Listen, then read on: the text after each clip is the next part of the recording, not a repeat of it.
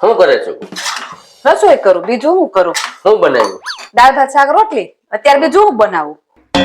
તો એક કામ કરજે ની, આજે સાંજે પનીર ભુરજી બનાવજે ની. ઈ મને નથી આવડતું. તો તને આવડે છે હું? મને જે આવડે છે તમે કરવા દો કોઈ દી. હું ગળું દબાવવાનું ઈ તો મને કરવા નથી દેવું કોઈ દી. અલી ગાંડી, તારી બેન હાટુ એક છોકરો તો છે, પણ એના દાંત છે ને બહુ બાર છે. હા તો એમાં હું વાંધો છે? દાંત બાર છે એમાં ભલે ને રહ્યા દાંત બાર.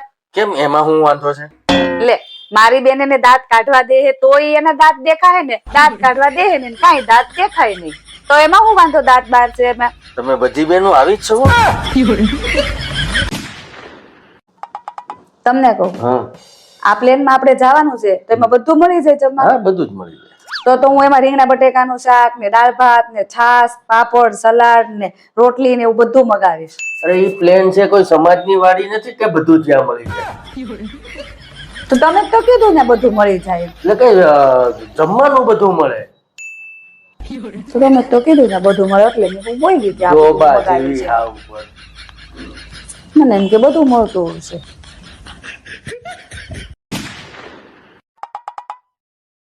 આ ગરમી બહુ પડવા મળી છે, હાલો ને હવે ધાબે હોવાનું ચાલુ કરી દે.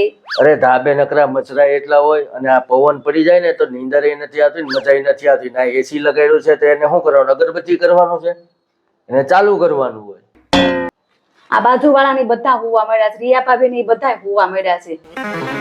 સારું, તો આજે આપણે બરાબર. રિયા ભાભી નું નામ લીધું તો કેવું તરત તૈયાર થઈ ગયા. મેં કીધું તો ઘા વાગતા હતા. ચકુ, એક સવાલ પૂછું? હા પૂછો ને. રામાયણમાં સીતા માતાના માતા પિતાનું નામ શું હતું?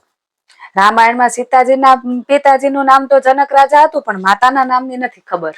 જો મિત્રો તમને ખબર હોય ને તો કોમેન્ટ બોક્સમાં જરૂરથી જણાવજો.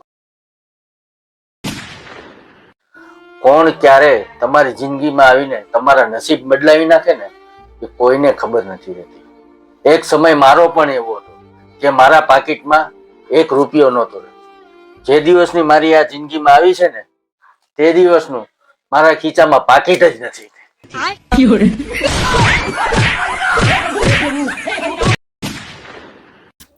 મને એવું લાગે છે કે મારી યાદ શક્તિ ધીમે ધીમે વહી જતી હોય ને એવું લાગે છે, મને બધું ભૂલાઈ જતું હોય ને એવું લાગે છે. એનો મતલબ એમ કે ઈ મને પણ ભૂલી જાહે અને પછી ઈ મને પૂછશે કે તમે કોણ, તો હું એને કહી દે કે તમે રખડતા ભાટકતા મારી ઘરે આવ્યા હતા અને પછી હું એને એના બાપાની ઘરે મૂકી આવીશ અને પછી હું છૂટો. તો તું મને તો ઓળખશો ને?